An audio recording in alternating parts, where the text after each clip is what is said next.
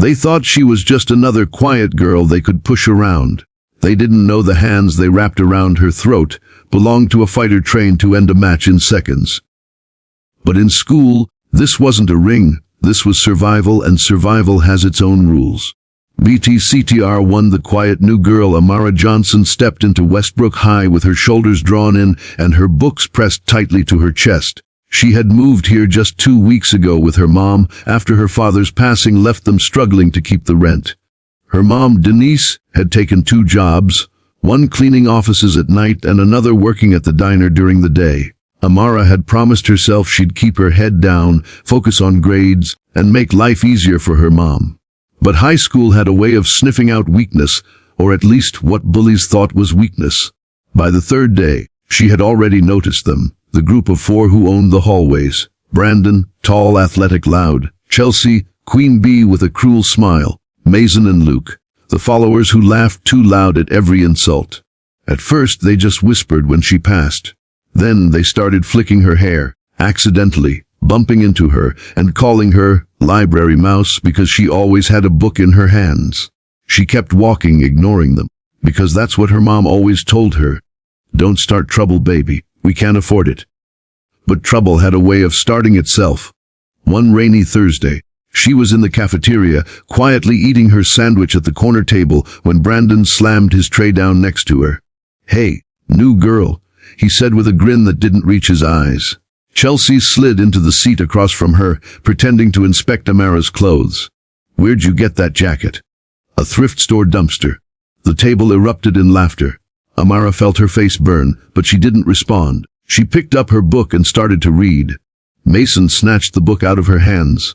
"Oh look, she's reading about dragons. You think you're some kind of warrior princess." When she reached for it, Mason held it above her head. Brandon leaned in and whispered, "Bet you've never even been in a fight. You'd cry if someone touched you." Her fists clenched under the table. He had no idea. No one here knew that before her dad passed, he'd been a professional MMA trainer. No one knew she'd been training since she was 6. Her weekends spent practicing jiu-jitsu, Muay Thai, and wrestling until her body ached. No one knew she had fought in youth tournaments and won. She kept it hidden because fighting here wasn't like fighting in the gym. Here, one mistake could ruin your future. But the bullies didn't back off. The next week in the science lab, Brandon cornered her. Chelsea and the others blocked the door. He grabbed the collar of her shirt. "Look at me when I'm talking to you."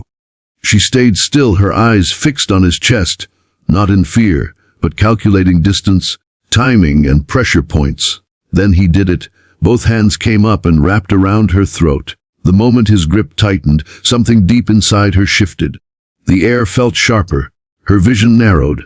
She heard her father's voice in her head. "If someone ever puts their hands on you and won't let go, you finish it. Fast." But she also remembered her mom. Don't start trouble. She had to make a choice, and she chose to end it without destroying her future. With one swift motion, she trapped his wrist, stepped to the side, and twisted his arm in a way that made him release instantly. Brandon stumbled back, shock and pain flashing in his eyes. Chelsea's mouth fell open. "Touch me again," Amara said quietly, her voice steady, "and you'll regret it." She walked out of the lab without looking back. But she knew this wasn't over. Not yet. EECHTR2. The day everything changed, the next few days were tense. The bullies kept their distance, but she could feel their eyes on her in the hallways. Rumors started. "Amara knows karate. Oh, she's some kind of street fighter." Brandon got owned. At first, she didn't mind. But Brandon wasn't the type to let things go. Friday afternoon, the school gym was almost empty. Amara was walking toward the exit when she heard footsteps behind her. She turned. Brandon, Mason, and Luke were there. Chelsea leaned against the wall, recording on her phone. "Gonna embarrass me again, new girl," Brandon said, stepping closer. Mason grinned. This time no teachers around. Amara's mind raced. She could run, but they'd chase her. She could yell, but no one might come in time. Or she could finish this. Brandon lunged first, trying to grab her again. This time she didn't hesitate. She sidestepped, hooked her arm around his neck, and swept his leg in one move. He hit the mat with a thud. Mason came at her next. She pivoted, delivering a clean front kick to his chest that sent him stumbling back. Luke froze, hands up, muttering, "Yo, I'm good." I'm good. Chelsea lowered her phone. Stunned. Delete it, Amara said, walking toward her. Chelsea's hands shook as she deleted the recording. The room was silent except for Brandon groaning on the floor. Amara knelt down beside him. This isn't about fighting. This is about knowing when to stop.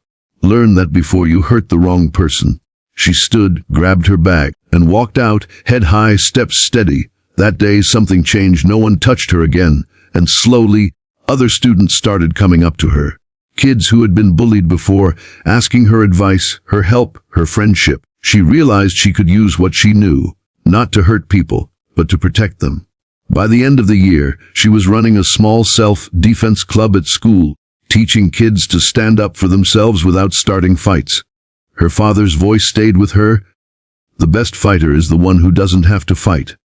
And now, she finally understood what he meant.